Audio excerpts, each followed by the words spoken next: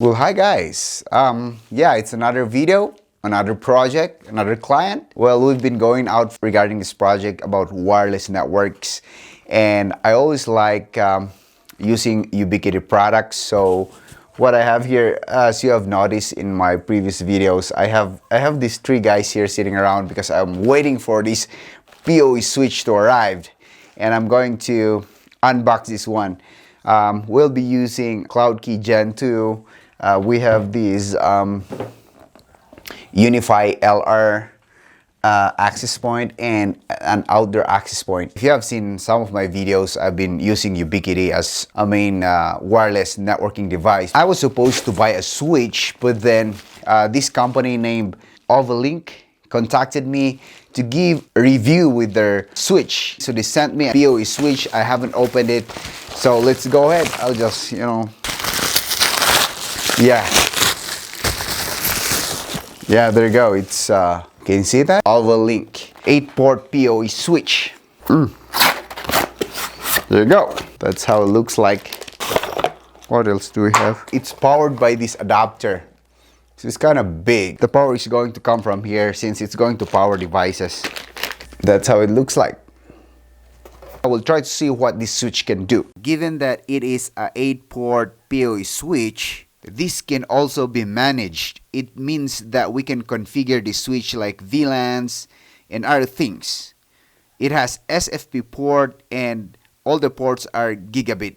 Now with regards to the configuration of the switch, we need to log in and try to check what other things we can do with it. Functionality, it is listed here in the left pane, like port management, port setting. If you're looking for a switch with these kind of settings, you might want to check this one out. So you have VLANs, SNMP, quality of service. OVOLINK can do it. This is a smart managed switch. Go back to our tutorial and finish it up. I'm going to give you a bit of a background of what the project is.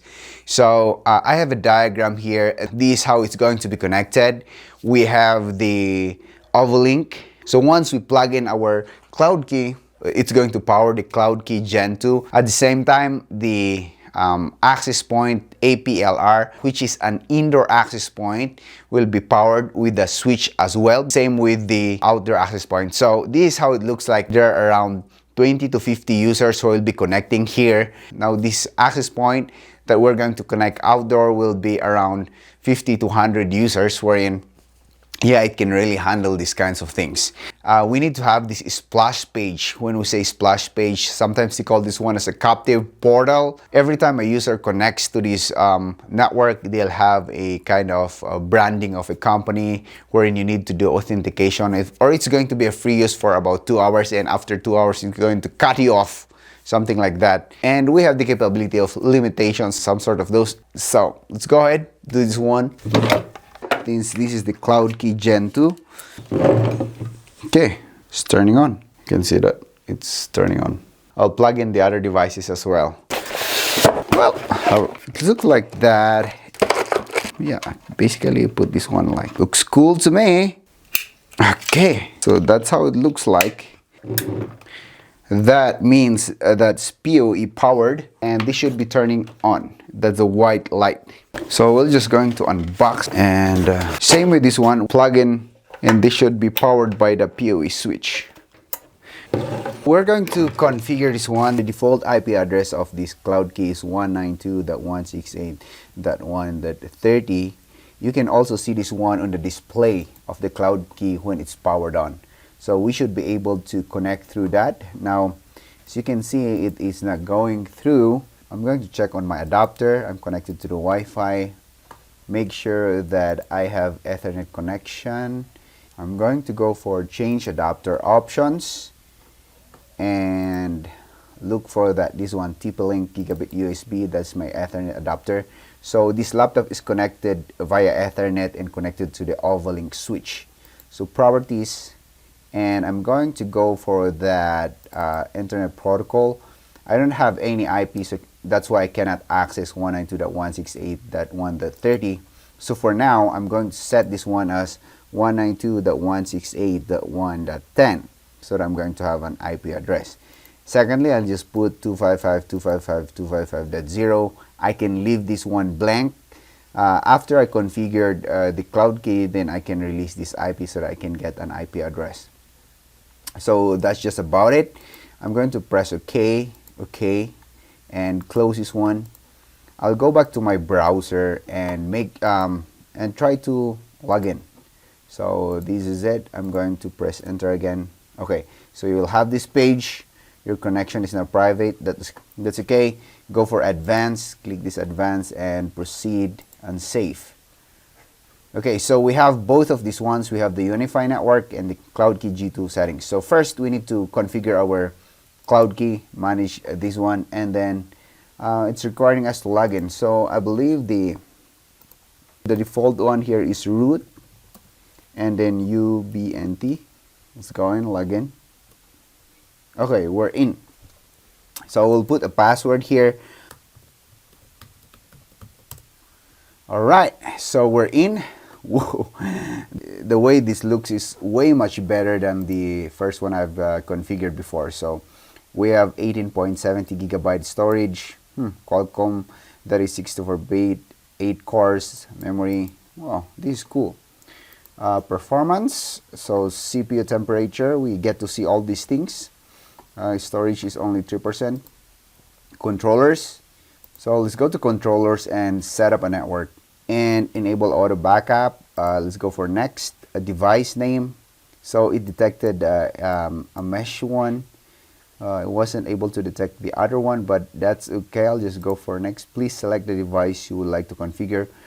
You can check this one right away or maybe check it later.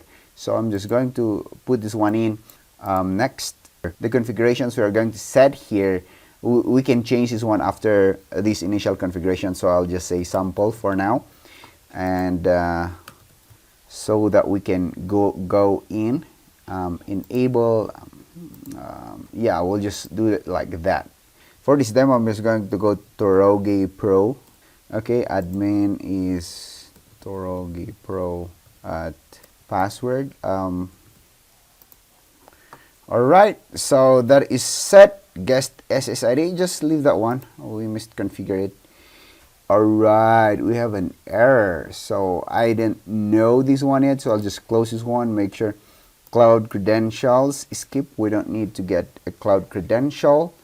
And yeah, we're in. It's time to configure this one. I always like this one to go the dark theme mode, so I'm just going to click that. We're going to go for the left pane, and we have the devices here. Here on the devices page, we can only see one, that's the outdoor access point, and the other one is not being detected. But let's try to fix this one first before we can try to troubleshoot the other one. So it says here pending adoption update required. Basically, we're not connected to the internet.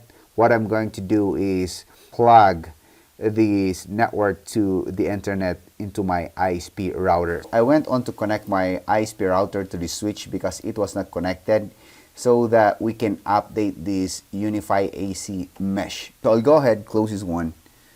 Make sure you're connected to the internet. The DHCP server will be this one for the moment. Now, if you want to change the IP addressing later on, then you get to change some of the IPs if you want to. But for now, we're just going to get IP address from our home ISP router. Check on my Ethernet settings. Check. Okay, you see this one, properties. I get to have status. I get to get an IP address that is 52. So I'll close. So basically, we'll have an IP address. You see the IP address has changed, 1.50. Okay, so that's what I'm going to access right now. 192.168.1.50.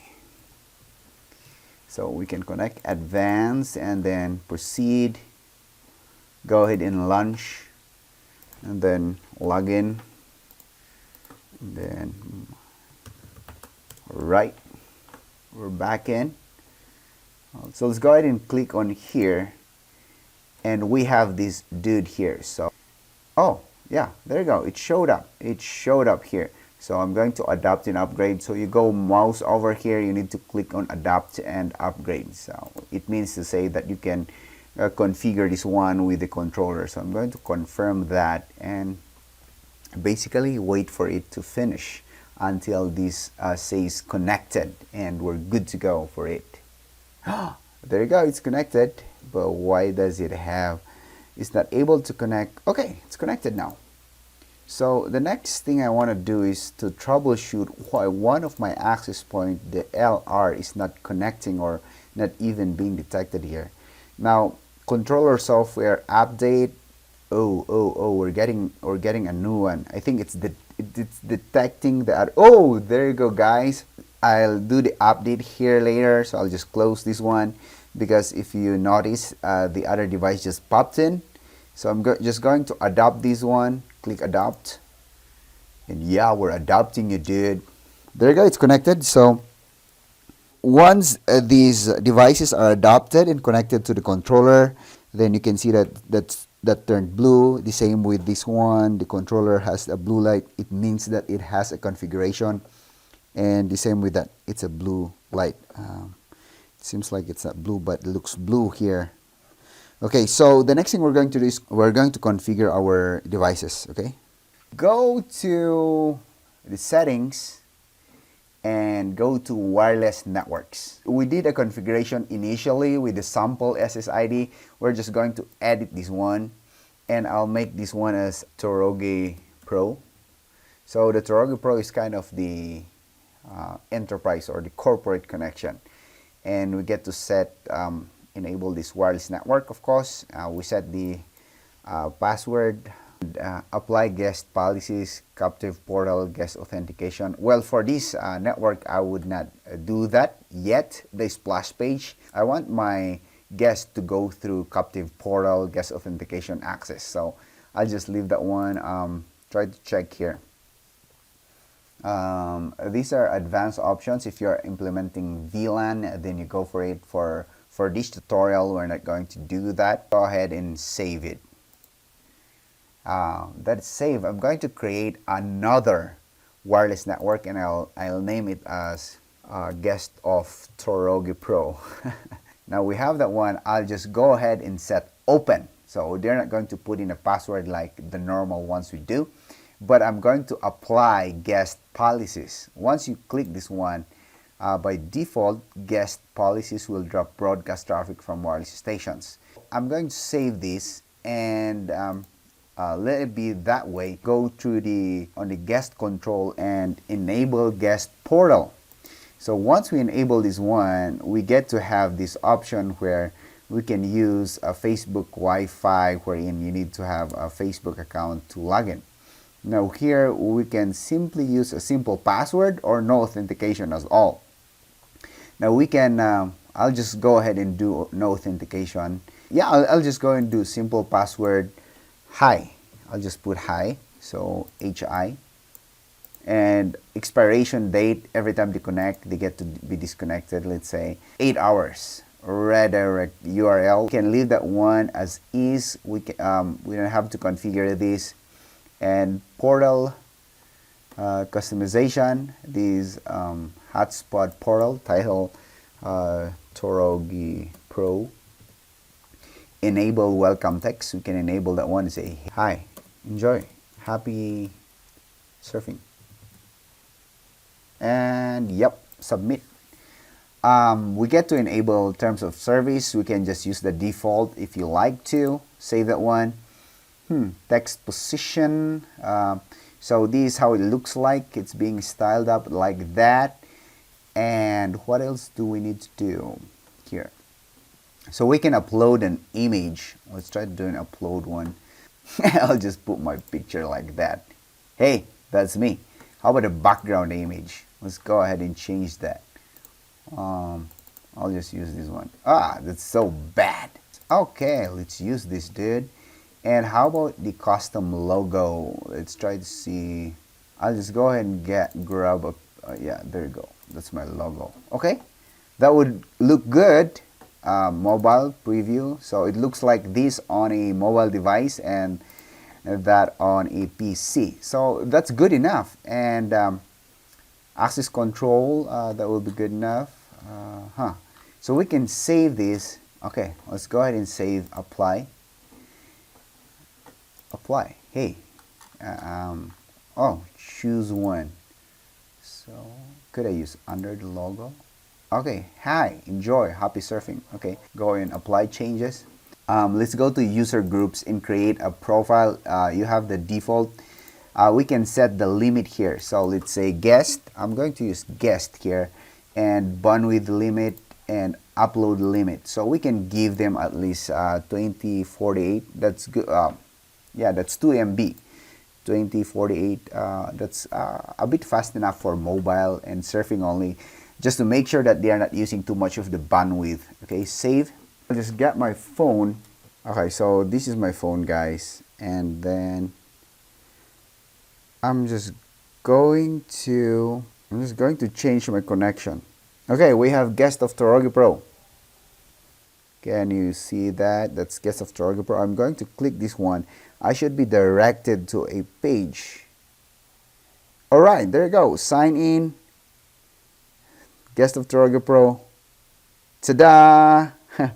You get that page out there, and you know our password. We need to click the accept terms of service, and then we get to type in hi, and then we should be able to connect.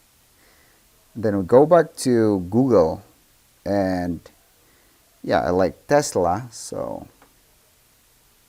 there you go. We're able to connect, and I'm connected to, again, guest of Torogi Pro. All right, it's cool. So our page is working. I've been recording this tutorial for about 2-3 days now, and we're able to make it work. I hope you have learned something from this video, and you better subscribe to my YouTube channel. See you in my next video.